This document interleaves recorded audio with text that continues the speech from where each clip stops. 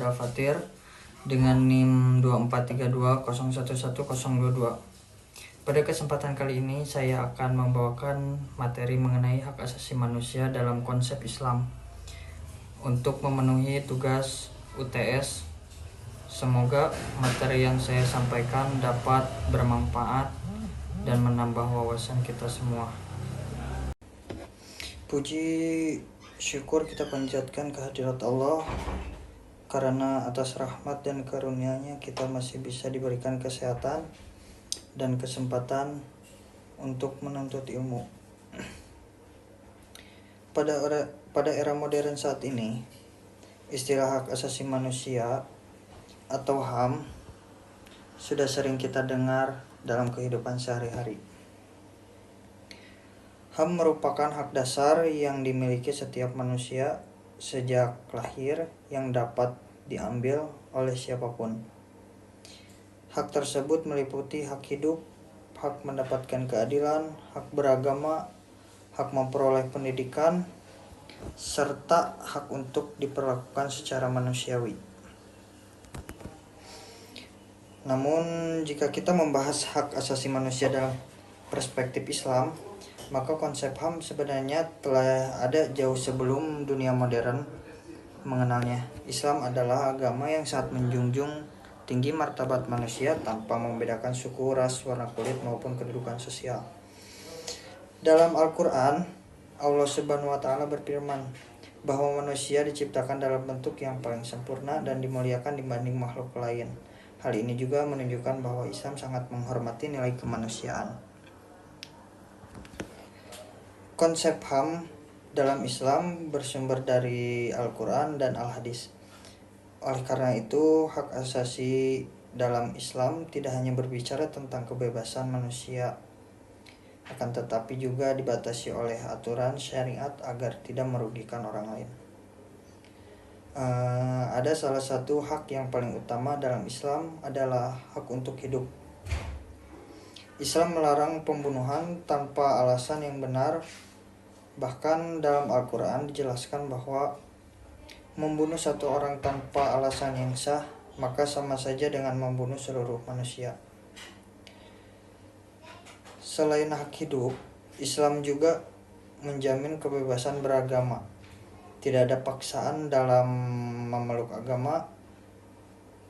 Setiap manusia diberikan kebebasan untuk memilih keyakinannya masing-masing. Hal ini juga menunjukkan bahwa Islam menghormati kebebasan berpikir dan keyakinan. Kemudian, Islam juga sangat menjunjung tinggi keadilan. Setiap manusia memiliki kedudukan yang sama di hadapan Allah Subhanahu wa Ta'ala. Yang membedakannya hanyalah tingkat ketakwaannya. Dan oleh karena itu, Islam melarang adanya diskriminasi maupun penindasan, perlakuan semena-mena terhadap orang lain. Hak memperoleh pendidikan juga sangat diperhatikan dalam Islam. Wahyu pertama yang turun kepada Nabi Muhammad SAW adalah perintah membaca, yang menunjukkan pentingnya ilmu pengetahuan Islam untuk mendorong umatnya agar belajar menjadi manusia yang bermanfaat bagi diri sendiri maupun masyarakat. Selain hak, Islam juga mengajarkan adanya kewajiban dalam konsep Islam. Kebebasan seseorang tidak melanggar hak orang lain. Jadi, antara hak dan kewajiban harus berjalan seimbang agar terciptanya kehidupan yang damai dan harmonis. Dalam kehidupan saat ini, masih banyak pelanggaran HAM yang terjadi, seperti halnya kekerasan, diskriminasi, perundungan, hingga ketidakadilan sosial. Dan oleh karena itu, nilai-nilai Islam mengenal penghormatan terhadap manusia yang sangat penting untuk diterapkan dalam kehidupan kita sehari-hari. Sebagai mahasiswa dan generasi muda, kita harus mampu menghargai sesama manusia, menjaga toleransi, menegakkan keadilan, serta menghindari tindakan yang merugikan orang lain.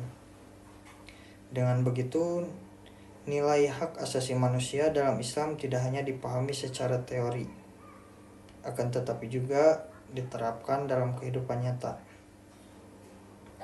Jadi kesimpulannya adalah hak asasi manusia dalam konsep Islam merupakan hak dasar yang diberikan Allah Subhanahu wa taala kepada setiap manusia. Islam sangat menjunjung tinggi nilai kemanusiaan, keadilan, kebebasan, dan persamaan derajat. Namun pelaksanaan hak tersebut tetap harus sesuai dengan syariat dan tidak boleh merugikan orang lain.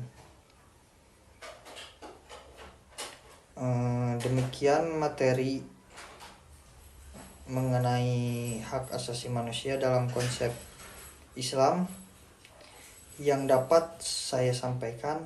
Semoga penjelasan ini dapat menambah pemahaman kita bahwa Islam adalah agama yang sangat menghormati, melindungi hak-hak manusia.